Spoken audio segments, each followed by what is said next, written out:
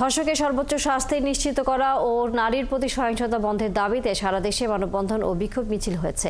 সারা দেশে বক্তারা দেশ জুড়ে নারীর প্রতি সহিংসতা বন্ধ ও ধর্ষকদের দৃষ্টান্তমূলক বিচার সহ নারীদের নিরাপত্তার দাবি জানান। এছাড়া ধর্ষণের সর্বোচ্চ শাস্তি নিশ্চিতের লক্ষ্যে নতুন করে আইন প্রণয়নের দাবিও জানানো হয়। সহকর্মীদের তথ্যছবিতে বিস্তারিত। রাজশাহীতে সকালে সাহেববাজার 0 পয়েন্টে মানববন্ধন করে ইসলামী ছাত্র শিবিরের নেতাকর্মীরা। এ সময় তারা ধর্ষণের সর্বোচ্চ শাস্তি নিশ্চিতের লক্ষ্যে নতুন করে আইন প্রণয়নের দাবি জানান। আমরা যে আইনটা চাচ্ছি যে সর্বোচ্চ শাস্তি, সেটা কার্যকর করা হচ্ছে না।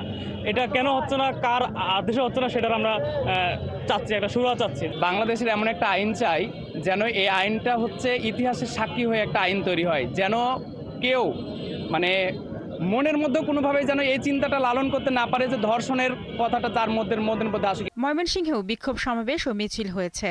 সমাবেশে বক্তারা দেশজুড়ে নারীর প্রতি সহিংসতা বন্ধ ও ধর্ষকদের দৃষ্টান্তমূলক বিচার সহ নারীদের নিরাপত্তার দাবি জানান।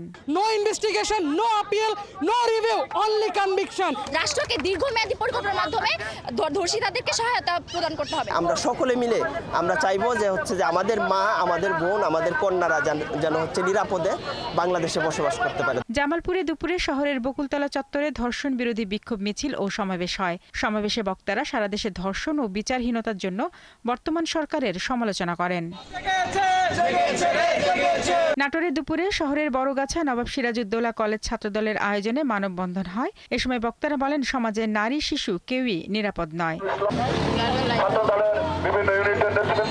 রাজবাড়ীতে মানববন্ধন কর্মসূচির আয়োজন করে বাংলাদেশ জাতীয়তাবাদী মহিলা দল রাজবাড়ী জেলা শাখা। এ সময় বক্তারা সারা দেশে ধর্ষকদের দৃষ্টান্তমূলক শাস্তির দাবি করেন। নারী বলেন, শিশু বলেন, আমরা আজ নিরাপদ না, আমরা আজকে নিরাপত্তাহীনতায় ভুগছি।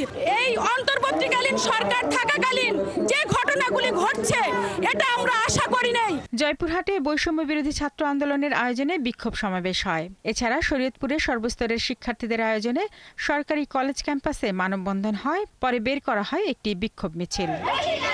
শারমিন স্বপ্না, ৭১।